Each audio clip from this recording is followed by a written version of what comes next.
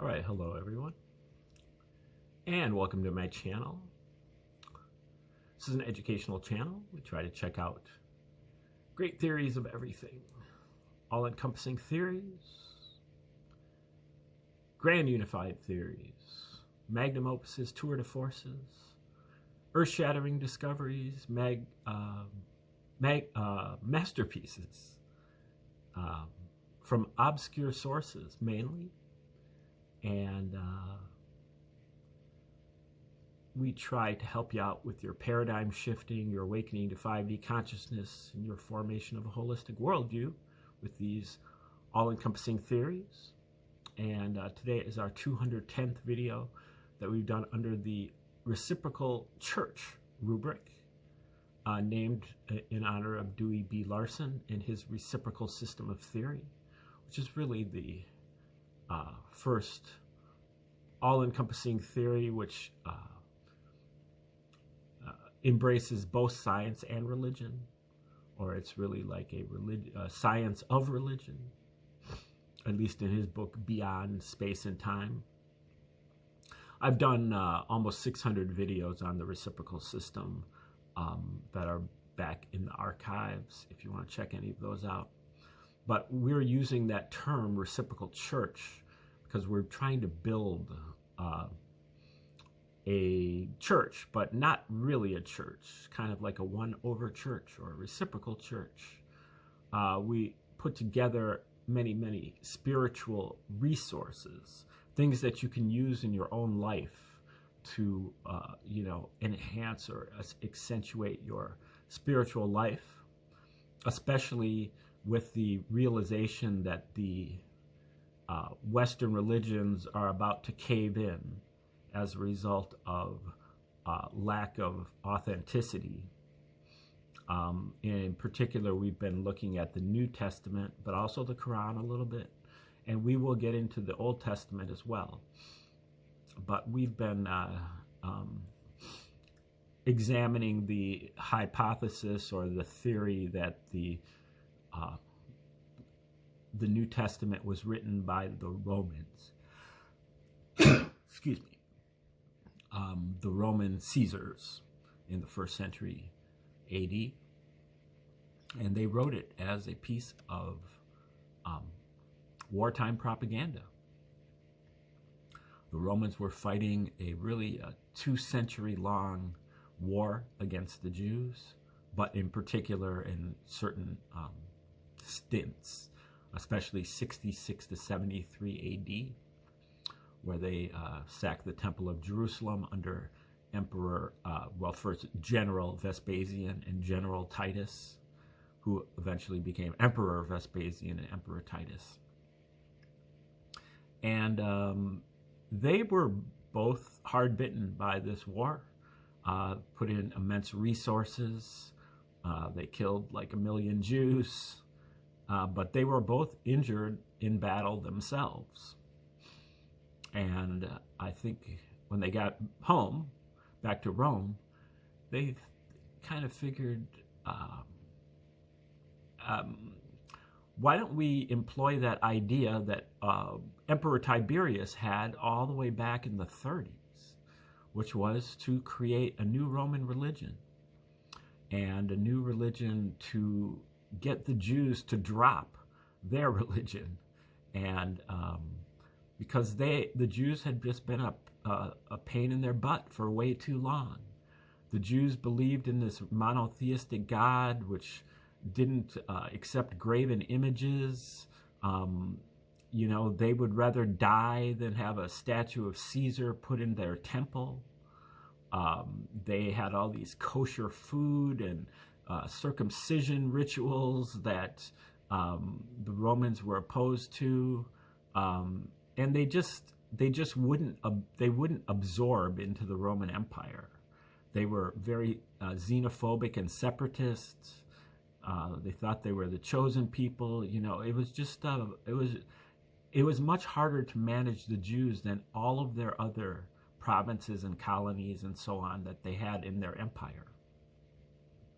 And so what better approach than to come up with a Jewish Prince of Peace who believed in turning the other cheek and rendering unto Caesar what is Caesar's, walking an extra mile and with the soldier's backpack, and telling the Roman soldier to accept low pay, telling slaves that they should be happy with their lot, and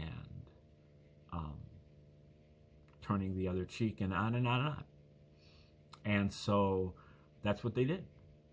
And when you think about the Christian story, it doesn't make any sense. I mean, the Romans had complete censorship and control over what was published in their empire. If they didn't sanction the Gospels, there's no way that they would have been produced. Look at the Dead Sea Scrolls. I mean, the Dead Sea Scrolls were produced, but, they had to be abandoned. They were contraband. They were not able to be circulated openly like the Gospels were. They didn't survive the first century. They were, stashed away in a bunch of caves where they, sat for 1900 years before they were rediscovered. And certainly such a thing would have happened to the Gospels had they been real, but they were propaganda, and so they were under the auspices of the Romans. And I think it's pretty clear when you read the works of Josephus that whoever Josephus was, he was the one who was also in charge of the Gospels. And so we'll probably get into this here a little bit as we continue with this book that we're reading called The Christian Origins, the Flavian Secrecy Cult. The Flavians were the dynasty of Caesars that included Vespasian, Titus, and his son, Titus's brother, Vespasian's son, Domitian. And that's from 69 to 96 AD. And we're just on page 2 of this book. This book just came out a few months ago. And I think he has more evidence of the, in particular, all of the parallels between Josephus's Wars of the Jews and the Gospels, in particular the book of Luke. But just keep in mind that Josephus, even though he was said to have been, according to his autobiography, a Jew who was in charge of he was one of the military commanders for this war against the Romans. But he surrendered to Vespasian and defected, and eventually was hooked up by Vespasian because he predicted that Vespasian would become the emperor someday. And so when he did, Vespasian pardoned him and brought him to Rome to become one of the court historians. So so Josephus is writing this stuff from Rome, from the court of the Caesars. And it's no coincidence that Josephus is the only secular source outside of the Bible to actually corroborate what was written in the Bible in the first century. And then if you go into the second century, you can talk about Tacitus and Suetonius and somebody else too. But that's second century, so we're already 70 years after the fact. But those people were also agents of the Roman Caesars, so that doesn't help the cause either. Okay, so we're looking at Michael Menescott's Christian Origins from page 2. This idea, the Flavian origin hypothesis, is that whilst the Pauline literature and its outline description of Jesus probably existed. The gospel story of Jesus was created after they gained the throne, on the orders of those very emperors, Vespasian and Titus.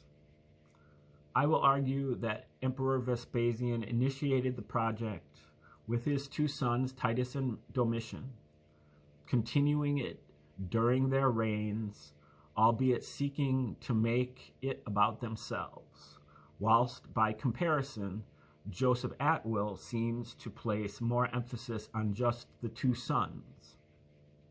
Either way, the Flavian origin hypothesis has greater explanatory power than mythicism in isolation, for example, enabling us to see why the New Testament points would teach Jews to pay taxes to Rome, and noting that these emperors were having difficulty paying the legions well enough to retain their loyalty. Why Luke describes Jesus telling Roman soldiers to be content with low pay.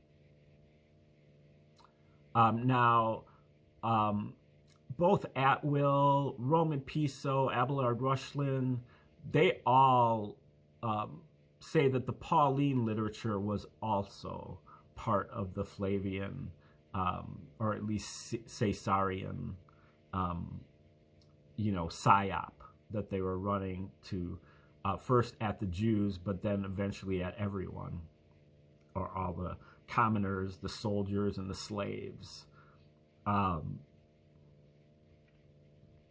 But for some reason, Menescot's here concedes that, he says, whilst the Pauline literature and its outline description of Jesus probably existed, I wouldn't go that far.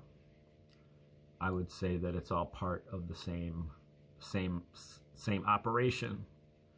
Okay, the Flavian origin hypothesis took this stage thanks to Joseph Atwill's hugely successful first book, Caesar's Messiah, and especially its second edition in 2010, where he explosively demonstrated that Jesus' story acts as a subtle yet incredibly detailed parable of the military campaign of Emperor Titus, as set out in the Flavian Roman government's first century official record called the Jewish War by so-called Josephus. Atwill showed that throughout their 3-year campaigns in Judea, Jesus and Titus visited the same locations and did a wide variety of conceptually linked things, indeed in largely the same order. To give a prime example, on the shore of Lake Galilee, where Jesus predicted he would make his men become catchers or fishers of men. On that same shore, Titus is recorded arriving 36 years later and duly making his men become catchers and, in effect, fishers of men, literally spearing their enemies, the Jews, who were swimming for their lives in that very same lake. Lake Asphaltitis. I'm sorry. I have to turn the page here, which is a little bit difficult. I had to take pictures of all of these different pages, and so I'm hoping I get the right one here. I'm not very good with computers, and they're not very good with me either. So I clicked on this, and it's taking absolutely forever. Hopefully it's the right page at least. It isn't. Okay. Let's try this again.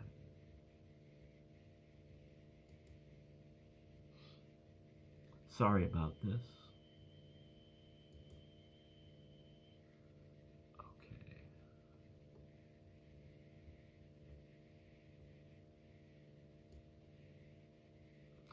Okay, I'm on the right page now. Now, the last word I said was take. So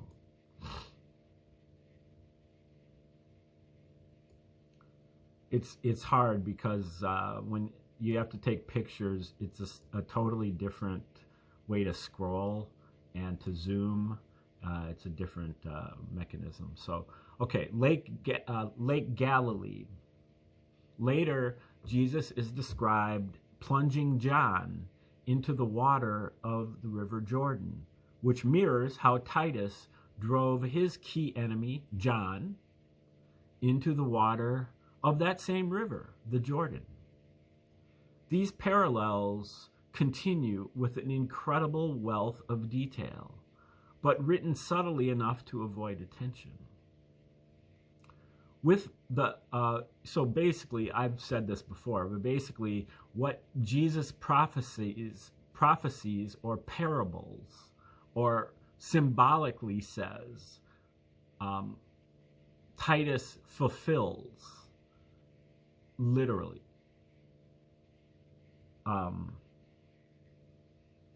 In the case there with the River Jordan, Jesus is described plunging John into the water of the River Jordan, which mirrors how Titus drove his enemy John into the water of that same river. So that's more of an actual parallel. Many of them are like parallels. With the publication of this evidence by Atwill, and indeed more, in Joe Atwill's second book, which is called Shakespeare's Secret Messiah, the Flavian origin explanation graduated from a hypothesis that had been around for decades to a well-evidenced theory. But as oh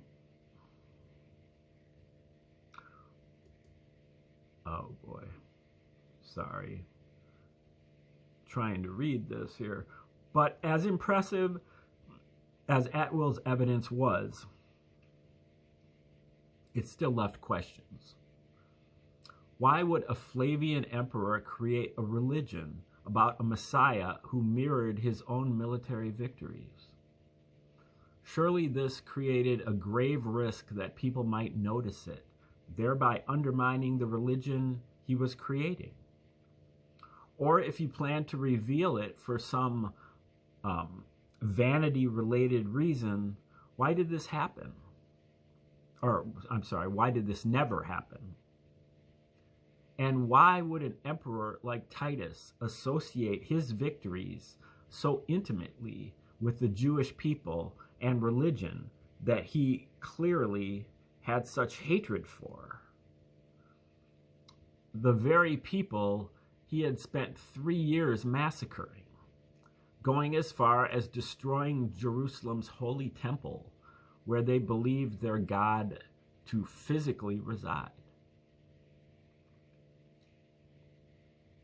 Okay, this section is called Modern Christianity's Origins as the Initial Philosophy of the Flavian Multi-Layered Religion.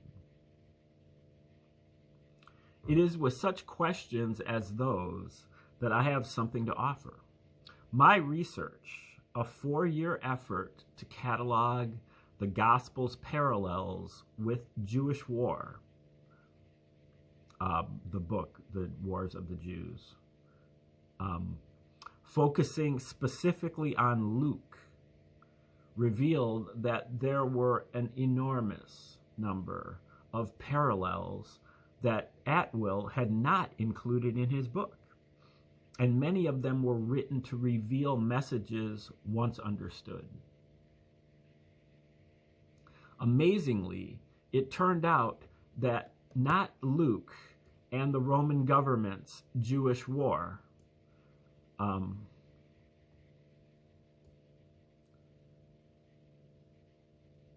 mutually parody each other.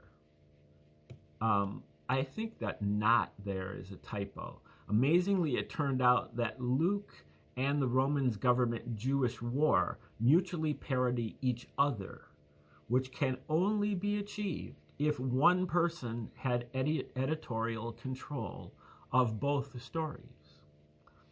Yet even more incredibly, those very parallels are arranged in a clearly meaningful pattern. I will demonstrate mathematically that this pattern, namely that when plotted, the locations of the parallels form lines spelling out Latin letters, must have been intentional, and indeed is too detailed to be the result of a biased selection or finding patterns in noise. These discoveries, which I will back up with concrete evidence in this book, led me to an explanation for the origin of the Gospels. First, the Jews and Roman legions were going to be led to accept Jesus, but then it would be revealed that Jesus' story mirrors that of Titus via numerous well-hidden metaphors, helping lead those converts to accept Titus as the second coming and become Flavian emperor worshippers.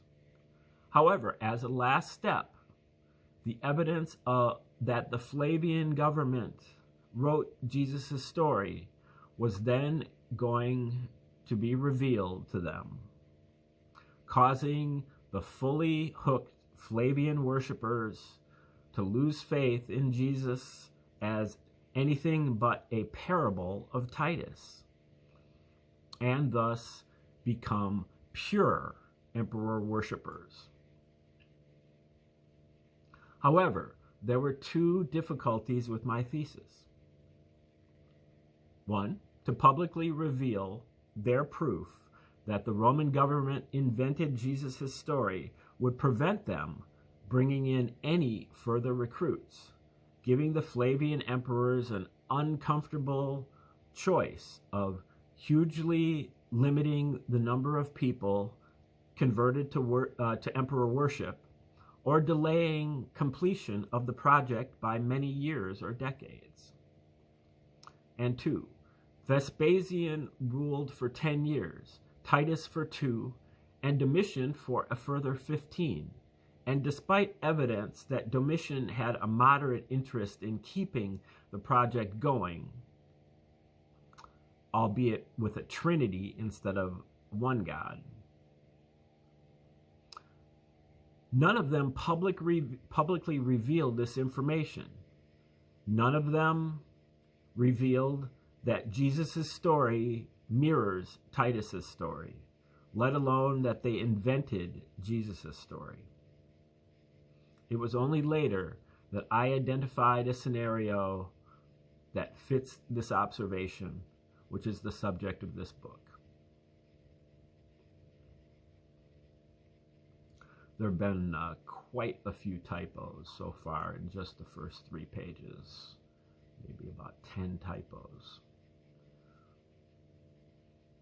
Okay, this section is called Christianity's Origin as a Flavian Secrecy Cult. The explanation which overcomes that difficulty is that the emperors Vespasian and Titus planned to establish a Mithraism-style secrecy cult in which cohorts of initiates could rise through multiple levels of the hierarchy. After each promotion, which likely involved deep oaths of secrecy and perhaps tests of loyalty, the secret information I have described would be revealed to them privately. The process would be as below. Level 1, Jesus as a prophet. A brand new recruit would be drawn in by the amazing story of the miracle worker Jesus and led to become a follower of Jesus and to see him as a prophet and peace-loving Messiah, a fully human prophet sent from God. This is an entirely coherent way of interpreting the gospel story and is akin to the position held by the Jehovah's Witnesses. And then level 2, Jesus as divine. Those deemed ready would be promised to a more senior rank of the cult, then shown various information within the Gospels pointing to Jesus actually being divine. For good measure, they would be persuaded that by sacrificing himself at Passover, this divine Lamb of God dispenses with the need for God's mandatory Jewish lamb sacrifice ritual of Passover. This is more or less the position held in modern Christianity. Okay, I've got to do the turn the page thing again.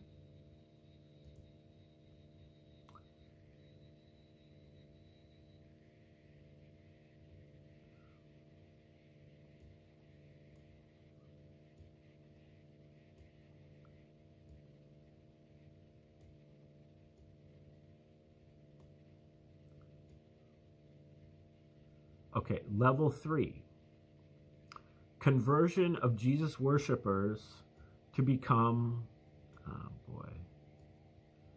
Let me, I have a copy of the book here. I'm not a very good picture taker either, and I kind of didn't get in the last line, or the top line of the page.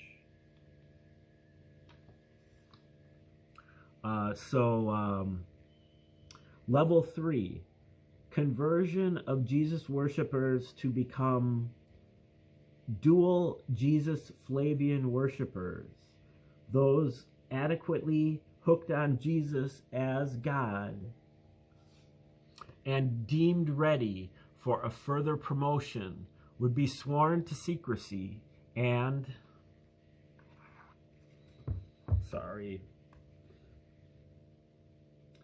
and then shown that Jesus' story is intensely parallel to that of Titus, to Titus's victories, as described in the Jewish War, the official account of the war. Official meaning put out by the Romans. Such recruits would also be shown that these parallels contain hidden messages and riddles, all pointing to the idea that Titus is God. It would also be pointed out to them that Jesus prophesied his second coming to be revealed by actions, namely the destruction of Jerusalem, which were the work of Emperor Titus. Those converts would then come to see Titus as the second coming of Jesus, and thus as God. More speculatively, the recruits might be led to see Titus, and probably his father Vespasian, as supremely divine, and that this supreme deity embodied various other popular gods, with Jesus's importance being downplayed as merely one of several prophetic forerunners or first comings. This would ensure that if recruits were later shown proof that Jesus' story was a fiction and persuaded that Titus had created it himself for the purpose of guiding the masses to his righteous truth, it would only strengthen their faith in Emperor Titus as the supreme deity. Then we come to level 4, conversion to pure Flavian worship. Those deemed sufficiently hooked on Flavian emperor worship would be promoted to the senior rank of the cult. After further oaths of secrecy, they would be shown how it can be proven that Jesus' story has the same origin as the Jewish war. they would be told that this combined literary work was an act of stunningly divine genius by Emperor Titus himself, which was justified by the need to convert the masses, and that Titus himself was the author of the Gospels, since these recruits were already seeing Titus and his father Vespasian as the supreme deity, with Jesus merely a prophetic forerunner. This would not undermine their faith in the Flavian emperors, and rather the opposite. It would be seen as further evidence of Titus's supreme divinity. Okay, now that's the end of this section. The next section is called How This Takes Us Beyond the Explanatory Power of Joseph Atwill's Position. I think we're going to stop right there because this is going to get into some explanations that maybe we can keep in one section. So I think this is a pretty good stopping point, and I will be working on our technical difficulties, but probably not very hard. The bottom line is, anytime that you study difficult material, esoteric material, it's not gonna necessarily be on a silver platter for you. You might have to make a few sacrifices. You might have to, squint your eyes or perk up your ears or read between the lines. You might have to do without, a few words missing here or there. It's like detective work. You're not always going to get pristine evidence. I'll do my best, though. And meanwhile, thank you for tuning in today, and have a great day.